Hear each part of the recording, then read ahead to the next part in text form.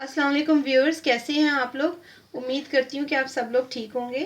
आज की जो रेसिपी है वो मैं आपके साथ जो शेयर करने लगी हूँ भिंडी गोश्त है, जिसके लिए मैंने मटन लिया है। हाफ़ किलो मटन है और हाफ़ किलो भिंडी है। आपने इनको काटने के बाद नहीं धोना, वरना ये लेसदार हो जाती हैं। इनको मैंने अच्छे से धो के और दस्तरखान में या किसी कपड़े में इनको ड्राई करके और मैंने इनको इस तरह इसके इतने इतने पीसेस काट लिए हैं। हरी मिर्चें चाहिए, नमक तकरीबन 2 टीस्पून है, मिर्चें तकरीबन डेढ़ टीस्पून है, हल्दी 1.5 टीस्पून है और लहसुन जो है वो 1 पोथी है और प्याज जो है वो मीडियम साइज़ के 3 अदद हैं। इसमें मसाला जितना अच्छा होगा उतनी भिंडी का टेस्ट बनता है। और मैंने ऑयल ले लिया। अब इन चीज़ों को, गोश्त को, लहसुन प्याज को, नमक मिर्च और हल्दी और ऑयल को डाल के हम गोश्त को अच्छे तरीके से गला लेते हैं।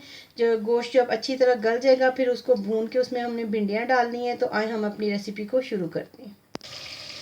मैंने इसको अब 30 मिनट के लिए गोश्त को चढ़ा दिया था। सारी चीज़ें, नमक मिर्च हल्दी लहसुन प्याज, और मैंने इसको इसके अंदर सारा कुछ ऐड करके तो मैंने इसको चढ़ा दिया था। अब आपने इसको ऐसे अच्छे तरीके से भूनना है कि इसमें पानी बिल्कुल ना रहे।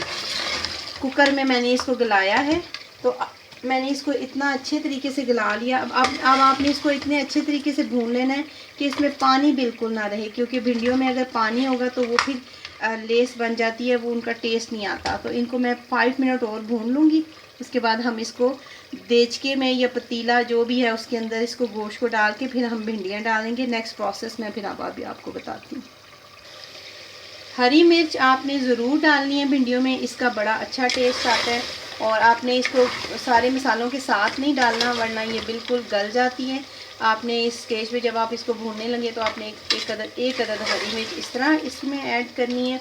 और 1 अदद हरी मिर्च जो है जब आप भिंडियाँ डालेंगे तो आपने उस वक्त ऐड करनी है। इनका टेस्ट और इसकी खुशबू बहुत अच्छी आती है।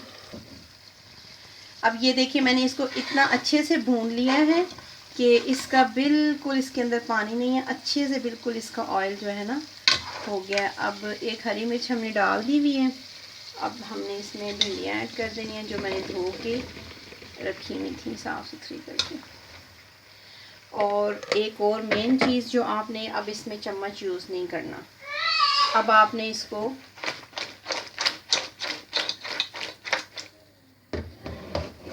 अच्छे से ऐसे मिक्स करके अब आप इसको बिल्कुल दम पे छोड़ दें। इसमें पानी ऐड नहीं करना, कुछ नहीं करना। अभी ये तकरीबन 5 to 6 मिनट के अंदर भिंडियाँ हो जाएंगी। जैसे ही इनको अच्छी ज़रा इनको, अब आप ये देखिए इसको जो है ना ये आप ढक्कन लगा के रख दें। जैसे ही इसमें अच्छी सी भाप बन जाती है तो फिर आप इसको तवा रख लें या कोई भी चीज़ जो भी आपके पास अवेलेबल है आप वो रख के इसको आपने, क्योंकि पानी नहीं डालना, नीचे ये जलने का ख़तरा होता है, तो आप तवे के ऊपर रख दें। तो विद इन 10 to 15 मिनट्स ये भिंडियाँ बिल्कुल तैयार हो जाएंगी। इनको ऐसे गलाना है कि ये टूटे भी ना और अच्छे से गल भी जाएँ। ये अब ये अच्छे तरीके से, ये देखें, ये भिंडियों का कलर चेंज होना शुरू हो गया है। हल्की हल्की पीली होनी शुरू हो गई है ग्रीन से। लेकिन वही एक दफ़ा दोबारा बता दूं कि आपने इसमें स्पून यूज़ नहीं करना, बस आप इनको ऐसे करते जाएं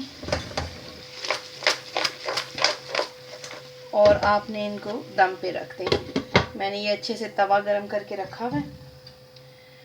तवे पे आप इनको अच्छे से रख दें। बस ये दम में ही तैयार होती हैं और पानी वगैरह इसमें ऐड नहीं करते इसमें। ये देखिए व्यूवर्स, हमने इसको बिल्कुल बगैर स्पून के ऐसे करके बस इसको बनाते गए हैं। इसमें मैंने स्पून को बिल्कुल इस्तेमाल नहीं किया। भिंडियाँ अच्छे से गल गई हैं। ये देखें, बिल्कुल भिंडी तैयार हो गई है। अब मैं इसको डिश आउट करती हूँ। ये हमारी मज़ेदार सी भिंडियाँ बिल्कुल तैयार हैं। अब हम इनको डिश आउट करते हैं हल्के हाथ से, ताकि भिंडी टूटे ना।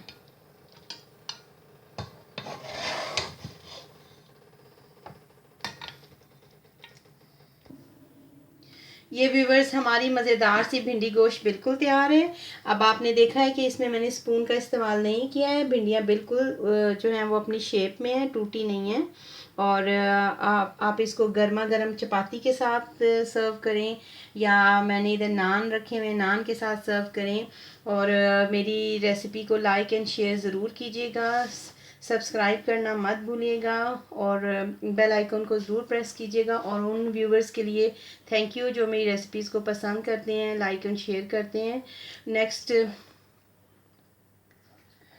और सब्सक्राइब भी करते हैं। और इस रेसिपी को आप ट्राई ज़रूर कीजिएगा और मुझे कमेंट्स में ज़रूर बताइएगा। मुझे आपके फ़ीडबैक का इंतज़ार रहेगा और मुझे बताइएगा कि आपको मेरी ये रेसिपी कैसी लगी है। अनटिल नेक्स्ट वीडियो, अल्लाह हाफिज़ व नासिर।